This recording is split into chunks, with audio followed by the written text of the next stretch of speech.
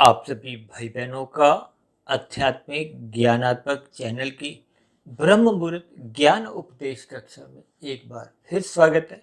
आज की चर्चा का विषय है शास्त्र संगत और दूसरी पंक्ति में हमने लिखा है मेरी मर्जी।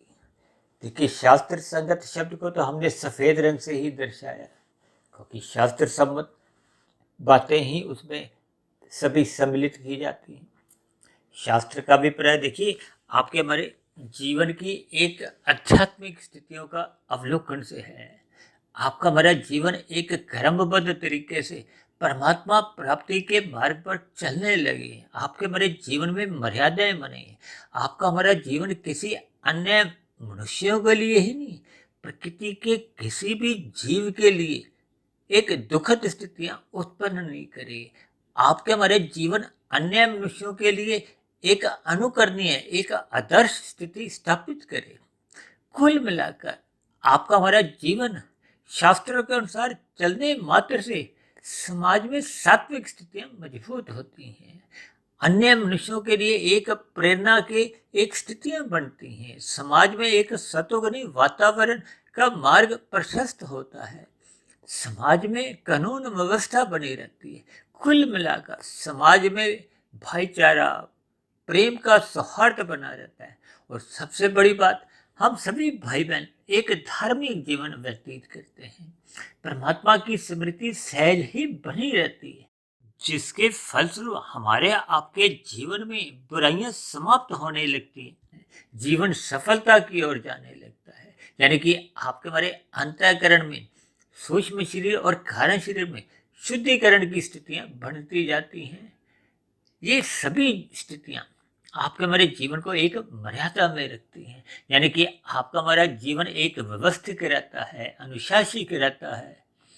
और सबसे बड़ी बात क्या है कि मनुष्य का अगला जन्म सुनिश्चित बना रहता है। और वो अगला जन्म देखिए मनुष्य जो नहीं कर रहता है। यानी कि हम सभी भाई बहनों को पुनः संस्कारी माता पिता मिलते हैं, गुरुजनों का संग मिलता है। जबकि दूसरी ओर यदि हम अपने मिले हुए जीवन में रजोगुण की स्थितियां बनाते हैं, ये जो मेरी शब्द है ये मैंने देखिए रजोगुण से जोड़ा है। अक्सर आज एक साधारण मनुष्य के जीवन में देखिए मेरी शब्द बहुत अधिक सुनने को आता है।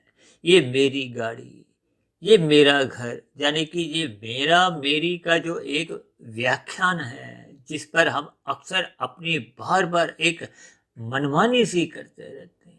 ये देखिए मनमानी शब्द जब आने लगती है, मन मर्जी होने लगती है, क्योंकि ये मेरी और मर्जी में अक्सर आपने बच्चों के मुख से ऐसे शब्द सुने होंगे।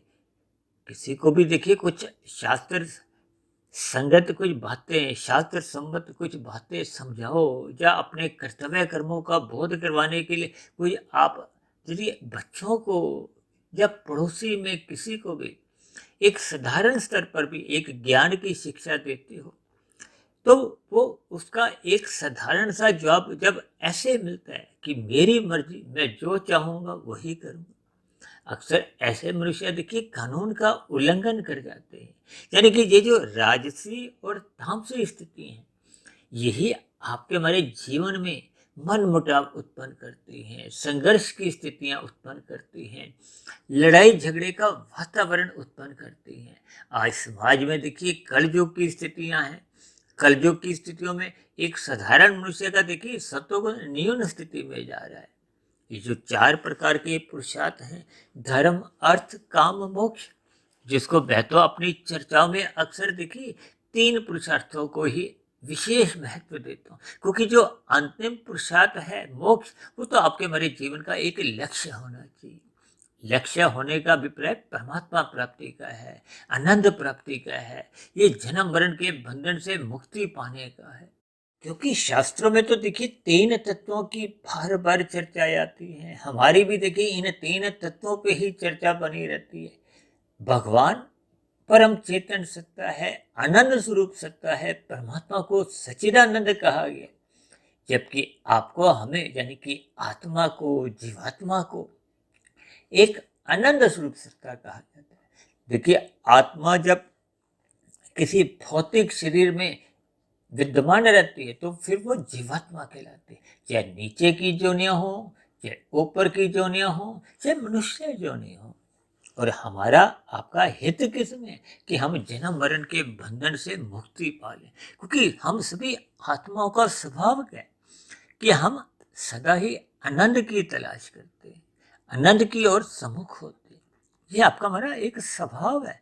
अब मनुष्य अपने जीवन में रसगुल्ला क्यों पसंद करता है? क्योंकि उसको सुख मिलता है। पहला रसगुल्ला खाता है तो सुख मिलता है, लेकिन दूसरा रसगुल्ला उसको उतना सुख नहीं देता। देखिए, कुछ दिन पहले मुझे एक भाई बंधु ने कोई एक शिकायत भी की थी कि आप बार बार रसगुल्ले का ही उदाहरण क्यों देते हो। देखिए, रसगुल्ला एक साधारण शब्द है, बात आपको जल्दी समझ में आ जाती है। अब यहाँ हम देखिए सफेद रंग से कुछ अक्षरों को दिखाते हैं। अब कोई प्रश्न करे कि देखिए आप उसमें बार बार सफेद रंग ही क्यों दर्शाते हो, तो ये अपने आप में प्रश्न ही देखिए प्रश्न नहीं है। इन सभी स्थितियों का आपको हमें थोड़ा चिंतन करना होता है। देखिए, जो भी दृष्टांत या उदाहरण दिया गया होता है वो शास्त्रों की सैद्धांतिक बातों को, यानी कि शास्त्रों की जो गूढ़ कथन होते हैं वो आपको हमें साधारण शब्दों में समझ में आ जाए। विशेष रूप से देखिए कल युग में जब एक साधारण मनुष्य में एक विवेक शक्ति का जो स्तर है वो न्यून स्थिति में होता है, क्योंकि विवेक शक्ति तो देखिए तभी जागती है जब सात्विक बुद्धि बनी रहती है।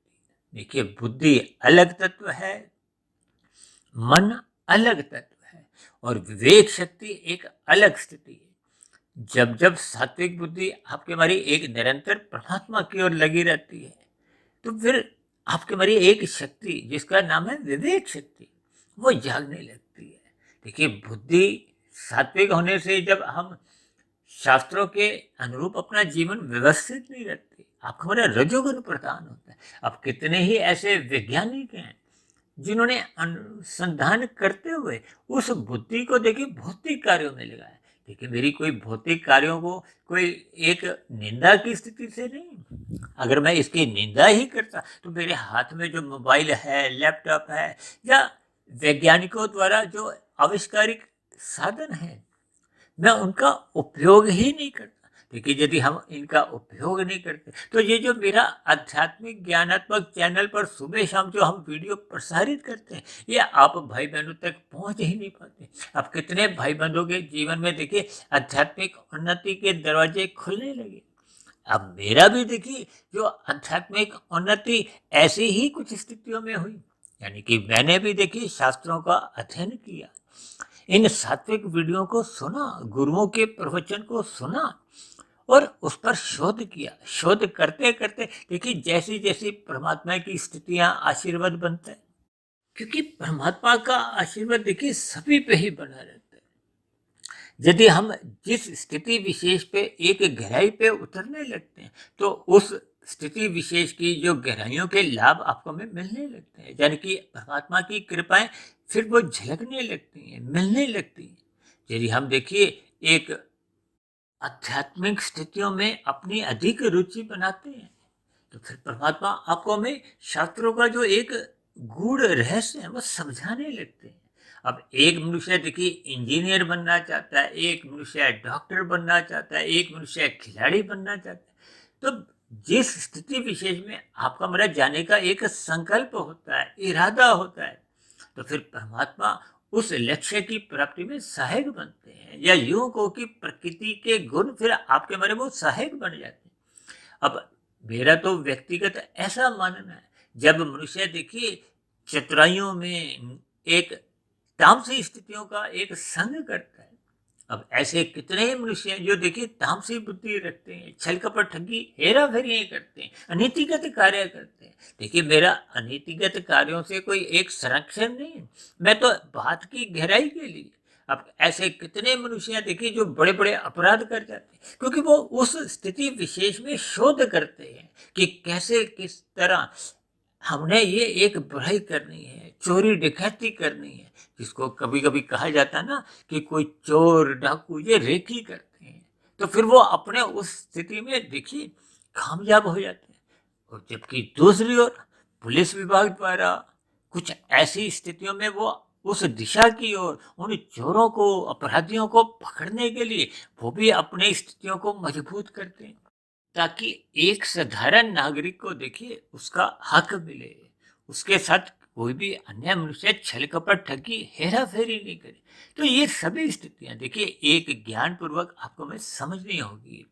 मैं तो बार बार कहता रहता हूँ कि हमें परमात्मा के सम्मुख होना चाहिए, हमें परमात्मा के सम्मुख होने के लिए एक योग की स्थिति बनानी होगी, जिसका भगवान श्री कृष्ण जी ने कर्म योग, ज्ञान योग, भक्ति योग, ये 3 योग की स्थितियां समझाई हैं।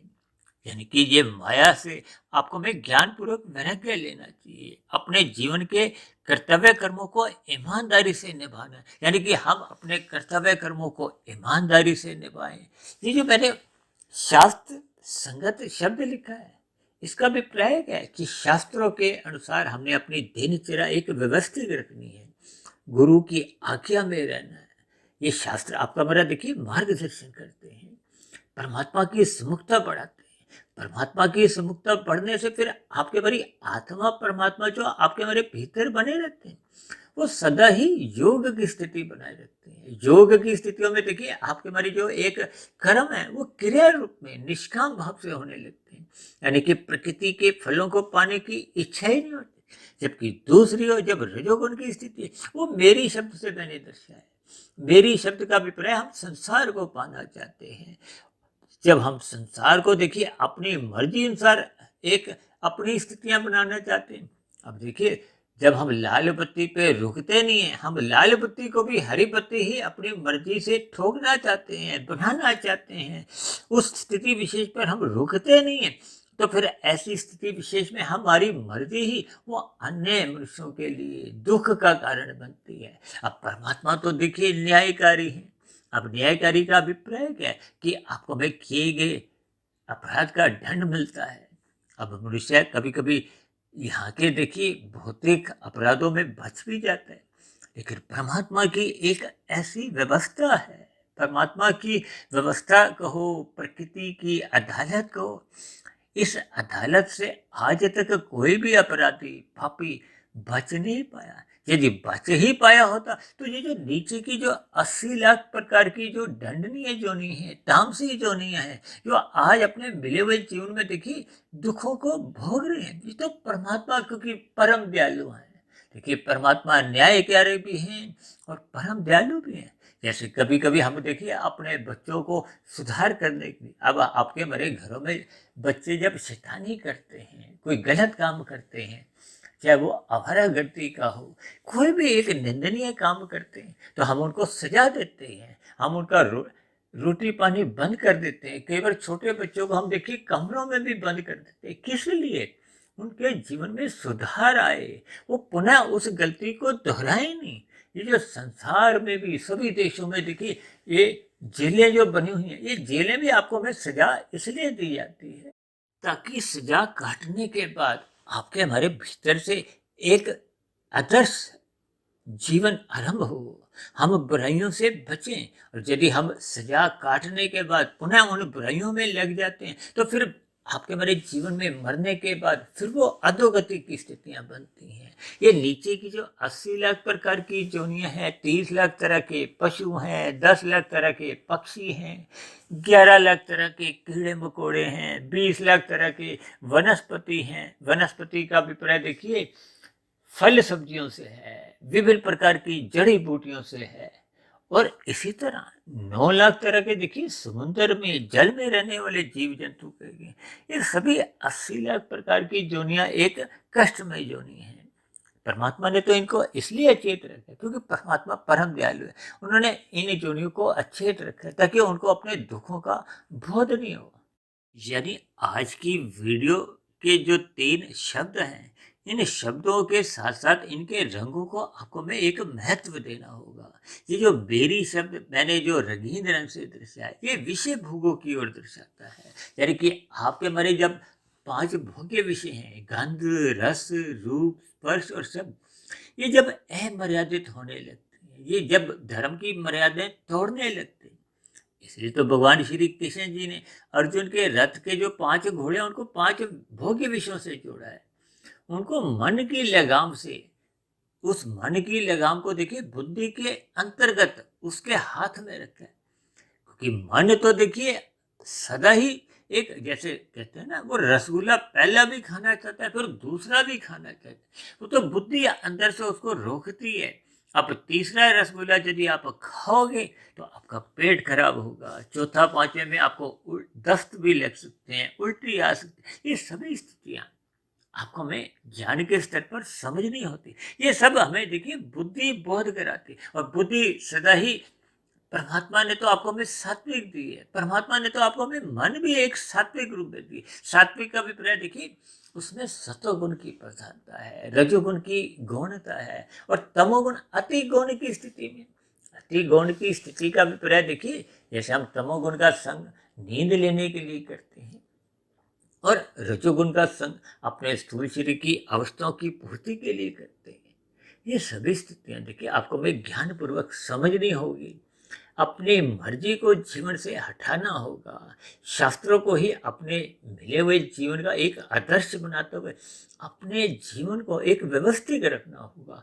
अपने दिनचर्या को व्यवस्थित रखने पे ही आपके हमारे जीवन में धर्म की स्थितियां प्रथम स्थान पे बनी रहती हैं। फिर ये जो आपका हमारा अर्थ है, जो हम अपना पुरुषार्थ करते हैं धन कमाने के लिए, चाहे नौकरी में चाहे अपने व्यवसाय में, फिर ये लाभ की स्थितियों से तो जुड़े रहते हैं, लेकिन इसमें लोभ जन्म ही नहीं लेता। जब लोभ का ही जन्म नहीं होता तो वो जो एक संग्रह रूपी जो एक विकार है, अक्सर मैं देखिए संग्रह को एक राक्षस के संज्ञा देता हूं, और लोभ को एक चोर की संज्ञा देता हूं। देखिए चोर और राक्षस ये दोनों ही निंदनीय स्थिति है। ये रजोगुण और तमोगुण की स्थिति है। देखिए अक्सर कभी कभी शब्दों पर हम अटक जाते हैं तो फिर हम ब्रह्म की स्थितियों में पहुंच जाते हैं। शास्त्रों में कहीं भी देखिए रजोगुण की कोई निंदा नहीं की गई, निंदा केवल तमोगुण की गई।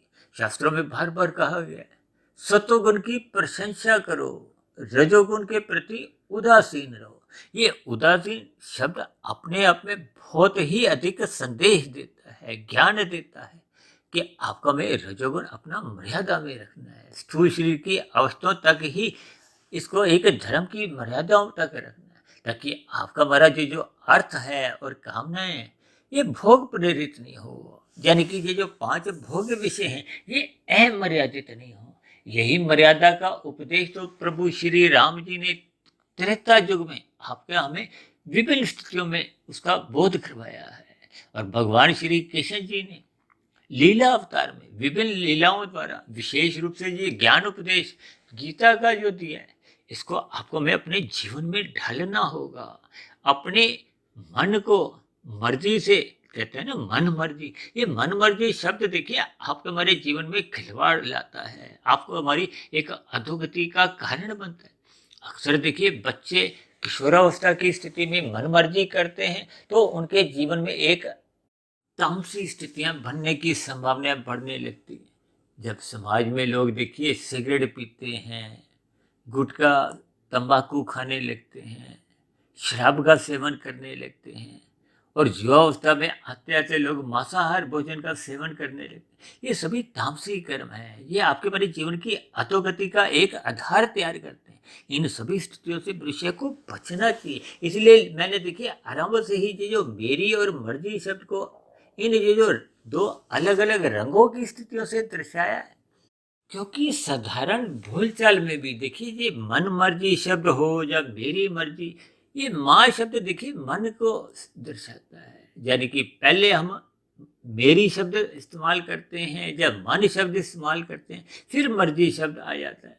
ये आपके हमारे जीवन में एक पहले राशि स्थिति बनती है। राशि स्थिति को जब हम अमर्यादित ढंग से भोगने की इच्छा बना लेते हैं, यानी कि मर्यादाएं तोड़ने लगते हैं, तो फिर आपके हमारी ये जो अमर्यादित रुचि ही ये फिर आपको में तमोगुण में गिराती है। जब हम रजोगुण में रस लेते हैं, अमर्यादित विषय भोगों में बहने लगते हैं, और बहते बहते हम उन विषय भोगों को भोगने के व्यसनी बन जाते हैं, तो कब मनुष्य तमोगुण में गिरता है। तमोगुण में गिरने का अभिप्राय क्या है? ये जो विषय भोग या आदतें, आपका हमारा स्वभाव जब बिगड़ जाता है तो फिर वो छल कपट ठगी अनैतिक कार्य जीवन में पाप कर्म कितने अधिक कर जाता है। मनुष्य को इसका ध्यान नहीं रहता, बोध नहीं रहता, क्योंकि रजोगुण और तमोगुण दोनों ही स्थितियों में, देखिए तमोगुण में तो अंधकार में स्थितियां होती हैं। अब अंधकार में तो देखिए सूर्य का एक किरण कहो, प्रकाश की एक किरण भी होती ही नहीं है।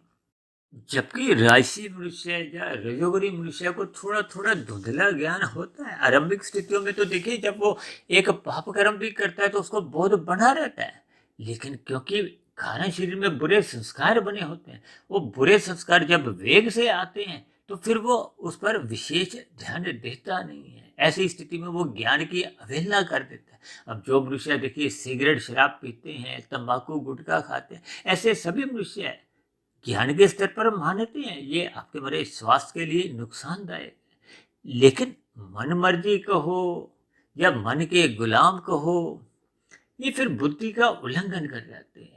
उल्लंघन करने का अभिप्राय क्या है कि मनुष्य विषय भोगों में फिसल जाता है। अब फिसलते फिसलते वो जो ज्ञान की स्थितियां हैं वो फिर समाप्त होने लगती हैं। देखिए राशि मनुष्य हो या तामसी मनुष्य, ये दोनों के जीवन में ही सत्वगुण की न्यूनता होती है। अक्सर हम कहते हैं ना, तमोगुण से 10 गुना अच्छा रजोगुण है, रजोगुण से 10 गुना अच्छा सत्वगुण है, और इसको हम अंकों से समझाते हैं 1, 10, 100। अब 1 और 10 से देखिए 100 की दूरी बहुत अधिक है। तभी तो ये शास्त्रों में विभिन्न प्रकार के कर्म कांड रचेगी, ताकि मनुष्य किसी भी बहाने इन कर्म कांडों को करेगा तो फिर वो सत्वगुण में जाएगा। अब सत्वगुण में जाकर यदि वो वहां रुकेगा तो फिर आगे उसको परमात्मा का ज्ञान की झलकें मिलेंगी, क्योंकि सतोगुण में ही परमात्मा के ज्ञान की, सतोगुण की कहो, शास्त्रों की ज्ञान होने लगता है। और यदि मनुष्य का ऐसी स्थिति विशेष में एक मजबूती आती है तो उसका रजोगुण कमजोर होते होते अब तमोगुण से तो उसका नाता पूर्ण समाप्त हो जाता है। इसलिए तो कहा जाता है धर्म को सर्वोपरि स्थान पर, प्रथम स्थान पर रखो, ताकि अर्थ और काम मर्यादित रहे और आपका बड़ा फिर मोक्ष प्राप्ति का, आनंद प्राप्ति का, परमात्मा को पाने का एक लक्ष्य बने। देखिए ये सभी स्थितियां बहुत ही क्रमबद्ध तरीके से जब आपके मेरे जीवन का एक हिस्सा बनने लगती हैं, आपका मेरा जीवन एक व्यवस्थित बनने लगता है, रात को हम जल्दी सोने लगते हैं, सुबह ब्रह्म मुहूर्त में उठने का आपका बड़ा एक स्वभाव बन जाता है, तो ये सभी स्थितियां एक शास्त्र संगत मानेगी। कहते हैं ना, जो जागत है सो पावत है। पाना क्या है? आध्यात्मिक उन्नति को, परमात्मा को। जागना क्या है? ब्रह्म मुहूर्त में परमात्मा का ध्यान लगाना। और खोना क्या है? कहते हैं ना, जो सोवत है सो खोवत है। सोना क्या है? जब हम देखिए सतोगुण के प्रति सो जाते हैं, विमुख हो जाते हैं, परमात्मा को भूलने लगते हैं, राजसी और तामसी नींद का ही सुख भोगते हैं। यानी कि ये संसारी सुखों को जब हम एक रसपूर्वक भोगते हैं तो परमात्मा की विस्मृति होने लगती है। फिर परमात्मा को हम हल्के में लेते हैं और आपका मेरा मिला हुआ जीवन तो देखिए हर क्षण घटता जा रहा है। और जो ही घटते घटते प्रौढ़ अवस्था आती है, वृद्धावस्था आती है, और कब मृत्यु की घंटी बज जाती है, आपका मेरा जैसे परीक्षा में पेपर छीन लिया जाता है, ठीक प्रकृति की एक व्यवस्था द्वारा कोई भी निमित्त मात्र कारण बनता है, आपका मेरा शरीर भी छीन लिया जाता है। तब ऐसी स्थिति विशेष में जैसा जैसा कारण शरीर में कर्माशय बना होता है, जैसे जैसे संस्कार बने होते हैं, फिर उसके आधार पर ही एक नई जोनी का निर्धारण होता है। आप भाई बहनों को शायद ध्यान होगा, लगभग 3 वर्ष पहले हमने एक 3 घंटे की वीडियो बनाई थी, मनुष्य के मरने के बाद का अगला जन्म। उस स्थिति विशेष में उस वीडियो में हमने इन सभी स्थितियों का विस्तार से काफी उदाहरणों द्वारा समझाने का एक परमात्मा के आशीर्वाद से उसमें एक प्रयास किया था। उन सभी सात्विक वीडियो को जब हम बार बार सुनते हैं तो आपको हमें पाप कर्मों से बचने की एक प्रेरणा मिलती है, रजोगुण मर्यादा में रखने का एक उत्साह जागता है और परमात्मा से जुड़ने की एक उमंग अपने आप ही एक जिज्ञासा बनने लगती है।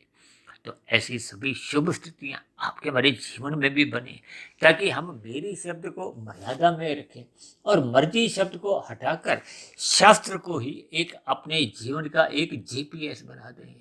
जैसे हम जीपीएस को ऑन करते हैं, उसके कहे अनुसार ही अपनी गाड़ी को एक गति देते हैं। ठीक इसी तरह ये आपके बड़े जो शास्त्र हैं, ये आपके हमारे जीवन को व्यवस्थित करते हैं, परमात्मा तक पहुंचाने में सहायक होते हैं। तो ऐसी सभी शुभ स्थितियां आपके जीवन में भी बनने लगे। इन्हीं शुभकामनाओं के साथ चर्चा विशेष को यही विश्राम देते हैं। शाम को फिर मिलते हैं संध्या बेला ज्ञान कक्षा में। तब तक आप अपने आध्यात्मिक में सुधीर भाटिया फकीर को इजाजत दें। आप सभी भाई बहनों की सात्विक स्थिति मजबूत हो, यानी कि शास्त्र आपके हमारे जीवन का एक अभिन्न अंग बन जाए, आपकी हमारी दिनचर्या शास्त्र संगत बने।